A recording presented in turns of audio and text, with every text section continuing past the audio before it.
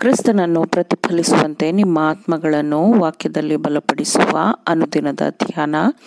ಇಂದಿನ ಧ್ಯಾನದ ಶೀರ್ಷಿಕೆ ಮಾನವತ್ವದಲ್ಲಿ ಪ್ರಕಟಗೊಂಡ ದೇವರ ಮಹಿಮೆ.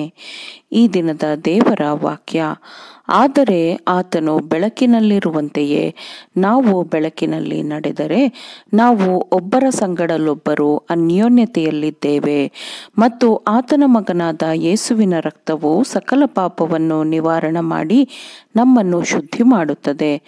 1 ಯೋಹಾನ 1ನೇ ಅಧ್ಯಾಯ 7ನೇ ವಚನ. ಪ್ರಕಾಶಿಸಬೇಕೆಂದು ತನ್ನ ಹಿಂಬಾಲಕರು ಶ್ರಮಿಸಬೇಕು ಎಂದು ಕ್ರಿಸ್ತನು ಹೇಳುವುದಿಲ್ಲ. ನಿಮ್ಮ ಬೆಳಕು ಬೆಳಗಲಿ ಎಂದು ಆತನು ಹೇಳುತ್ತಾನೆ. ದೇವರ ಕೃಪೆಯ ಅನುಗ್ರಹವನ್ನು ನೀವು ಸ್ವೀಕರಿಸಿದ್ದರೆ ಬೆಳಕು ನಿಮ್ಮಲ್ಲಿರುತ್ತದೆ. ಇರುವ ಅಡೆತಡೆಗಳನ್ನು ತೆಗೆದುಹಾಕಲಿ, ಆಗ ದೇವರ ಮಹಿಮೆಯು ಪ್ರಕಟಗೊಳ್ಳುತ್ತದೆ. ಕತ್ತಲೆಯನ್ನು ಭೇದಿಸಿ ಅದನ್ನು ಹೋಗಲಾಡಿಸಲು ಬೆಳಕು ಬೆಳಗುತ್ತದೆ. ನಿಮ್ಮ ಪ್ರಭಾವದಡಿಯಲ್ಲಿ ನೀವು ಪ್ರಕಾಶಿಸಲು ಸಾಧ್ಯವಿಲ್ಲ.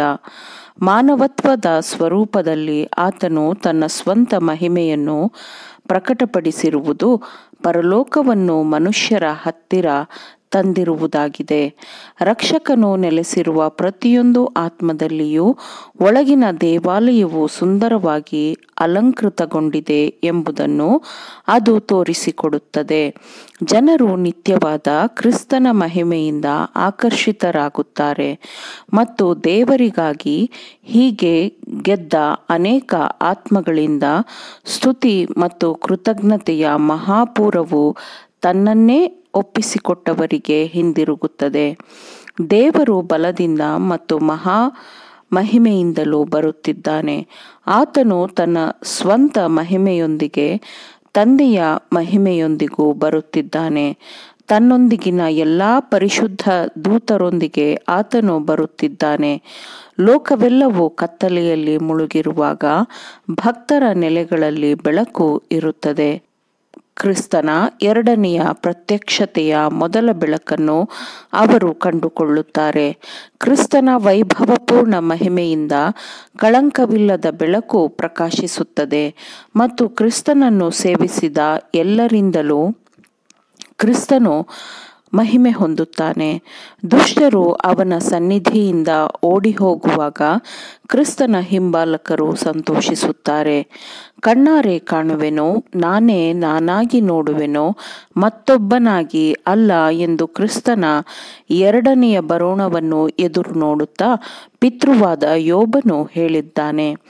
ತನ್ನ ನಂಬಿಗಸ್ತ ಹಿಂಬಾಲಕರಿಗೆ ಕ್ರಿಸ್ತನು ಅನುದಿನದ ಒಡನಾಡಿಯಾಗಿರುತ್ತಾನೆ ಮತ್ತು ಪರಿಚಿತ ಸ್ನೇಹಿತನಾಗಿರುತ್ತಾನೆ.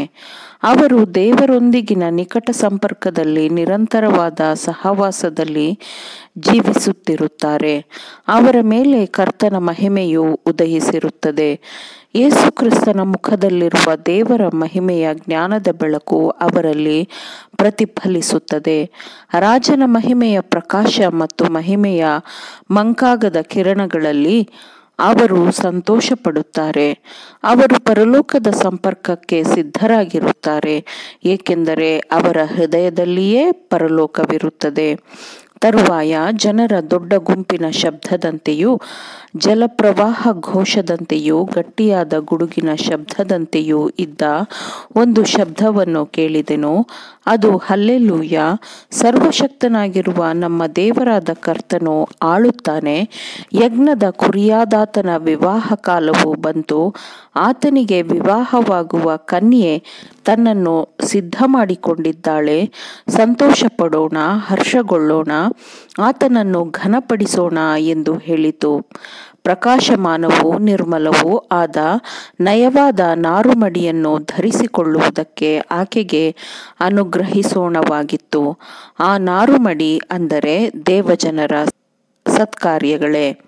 ಇದಲ್ಲದೆ ಅವನು ನನ್ನ ಸಂಗಡ ಮಾತಾಡುತ್ತಾ, ಯಜ್ಞದ ಕುರಿಯಾದಾತನ ವಿವಾಹದ ಔತಣಕ್ಕೆ ಕರೆಸಿಕೊಂಡವರು ಧನ್ಯರು ಎಂಬುದಾಗಿ ಬರೆ ಎಂದು ನನಗೆ ಹೇಳಿ, ಈ ಮಾತುಗಳು ದೇವರ ಸತ್ಯವಚನಗಳಾಗಿವೆ ಅಂದನು ಎಂದು ಪ್ರಕಟಣೆ ಹೇಳುತ್ತದೆ. ಆದರೆ ಆತನು ಕರ್ತರ ಕರ್ತನೂ ರಾಜಾಧಿರಾಜನೂ ಆಗಿರುವುದರಿಂದ ಅವರನ್ನು ಜಯಿಸುವನು.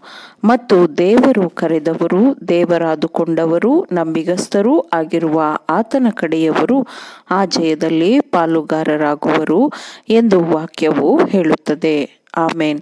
ದೇವರ ವಾಕ್ಯಗಳನ್ನು ಶ್ರದ್ಧೆಯಿಂದ ಆಲಿಸುವವರು ಮಾತ್ರವೇ ಆಗಿರದೆ ಪಾಲಿಸುವವರೂ ಆಗಬೇಕೆಂದು ನಿಮ್ಮನ್ನು ಉತ್ತೇಜಿಸುತ್ತೇನೆ. ಪರಿಶುದ್ಧಾತ್ಮನ ಸಹಾಯದಿಂದ ಆಲಿಸಿದ ನಿಮ್ಮೆಲ್ಲರಿಗೂ ಧನ್ಯವಾದಗಳು. ಮತ್ತೆ ದೈನಂದಿನ ಧ್ಯಾನಕ್ಕಾಗಿ ನಾಳೆ ಸಂಧಿಸೋಣ. ಆಮೇನ್.